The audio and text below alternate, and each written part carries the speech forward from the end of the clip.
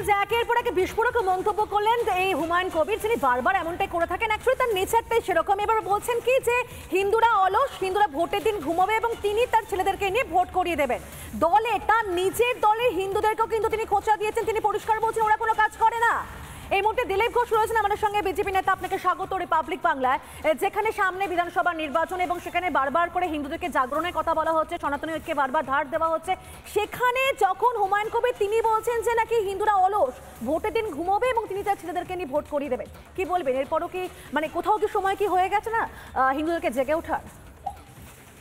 দেখুন, এতদিন লোকে এটা দেখে এসছে যে হিন্দুরা হয় তারা যোগ্য নেতা পায় না, পছন্দের প্রার্থী পায় না, তাদের নিজস্ব চিন্তা ভাবনা আছে তাই ভোট দেয়, কখনো দেয় না, এরকম করে। আর মুসলমানরা নিজের বুদ্ধিতে কখনো ভোট দেয় না, ডান্ডার চোটে ভোট দেয় বা লোভে ভোট দেয়। আর হুমায়ুন কবিরের মতো নেতারা আর ওই মুসলমান সমাজকে তাড়িয়ে নিয়ে যায়, গরু ছাগলের মতো দিয়ে ভোট করায়। তাদের নিজস্ব কোনো রাজনৈতিক সিদ্ধান্ত নাই, হয় মৌলবী বা নেতারা করায়। কিন্তু হিন্দুরা নিজস্ব সিদ্ধান্ত নিয়ে ভোট দেয় বলে একটুখানি বিচ্ছিন্ন ছিল, কিন্তু আজকে ভারতের সিনারিও পুরো পাল্টে গেছে। বা পশ্চিমবাংলাতেও 41% ভোট আমরা পেয়েছি, হিন্দুদেরই ভোট পেয়েছি, তারা দিয়েছে। আগামী ইলেকশনে সেটা 45 পার করবে। আর অতি সম্প্রতি বা 3বার লোকসভা ভোট আর বিধানসভাতে দিল্লি, হরিয়ানা, মহারাষ্ট্রে হিন্দুরা দেখিয়ে দিয়েছে সমস্ত প্রেডিকশনকে ভুল প্রমাণ করেছে। এবং এই সমস্ত ধান্দাবাজ নেতারা যারা সকাল বিকাল পার্টি পাল্টায় তাদেরকেও ভুল প্রমাণ করে তারা দেশের স্বার্থে নরেন্দ্র মোদীর হাত শক্ত করতে ভোট দিয়েছে। পশ্চিমবাংলার আগামী নির্বাচনও ঠিক সেভাবেই হবে। পশ্চিমবঙ্গকে বাঁচাবার জন্য, যাতে হিন্দুরা আবার উদ্বাস্তু না হয়, সেই জন্যই তারা ভোট দেবে।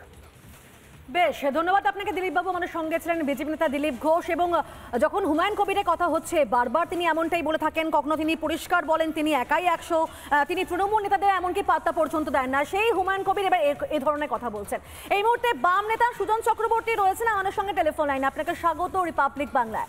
আমরা গতকাল জবাব ছয় বাংলায় অনুষ্ঠানে আমাদের সিনিয়র এডিটর ময়ূখ রঞ্জন ঘোষ হুমায়ুন কবিরের সঙ্গে কথা বলেছিলেন, ভোট নিয়ে নানান কথা হয়েছে। এবং সেখানে হুমায়ুন কবির বলছেন যে নাকি হিন্দুরা অলস, হিন্দুরা ভোটের দিন ঘুমোবে এবং তখন তিনি তার ছেলেদেরকে নিয়ে ভোট করিয়ে নেবেন। এবং এই অভ্যাসটা নাকি তিনি বাম শাসন থেকেই শিখেছেন, তখনকার কার্যকাল থেকে নাকি শিখেছেন। আপনাদের দিকে পুরো পরিষ্কার দায় ঠেলেছেন তিনি, কি বলবেন?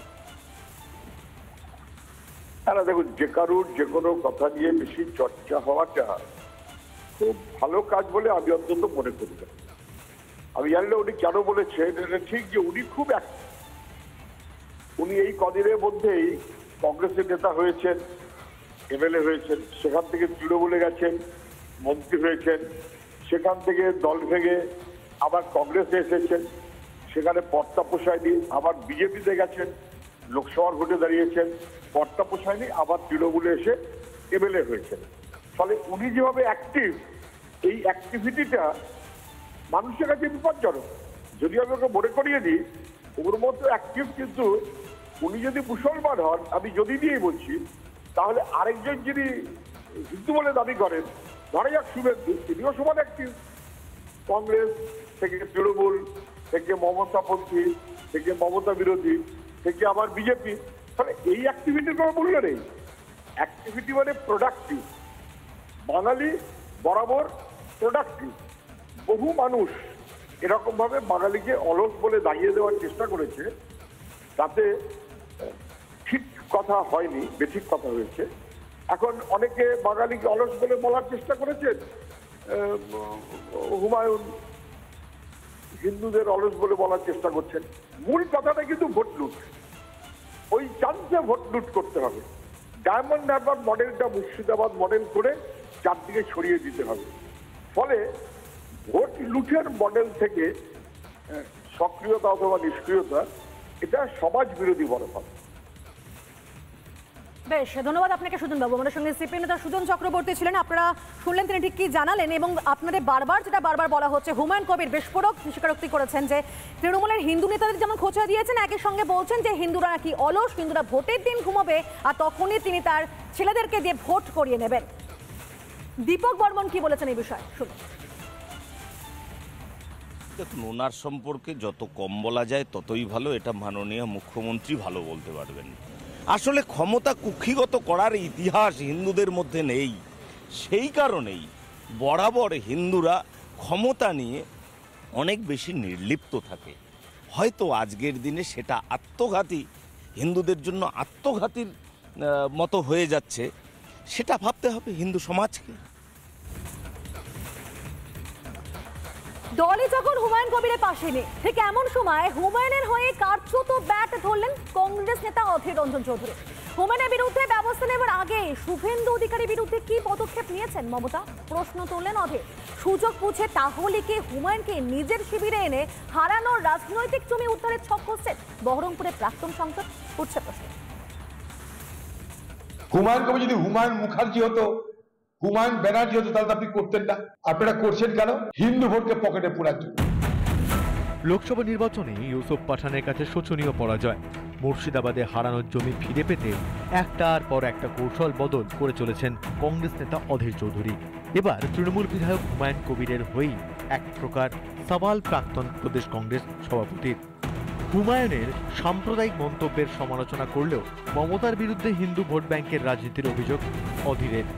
পশ্চিমবঙ্গের মুখ্যমন্ত্রী আপনি নিরপেক্ষ হচ্ছেন না কেন? আপনি হুমায়ুন কবিরকে শোকজ করছেন। হুমায়ুন কবির যার বিরুদ্ধে হয়েছে তার বিরুদ্ধে আপনি কি করেছেন? হুমায়ুন কবির যদি হুমায়ুন মুখার্জি হতো, হুমায়ুন ব্যানার্জি হতো, তাহলে আপনি করতেন না। আপনারা করছেন কেন? হিন্দু ভোটকে পকেটে পোড়ার জন্য।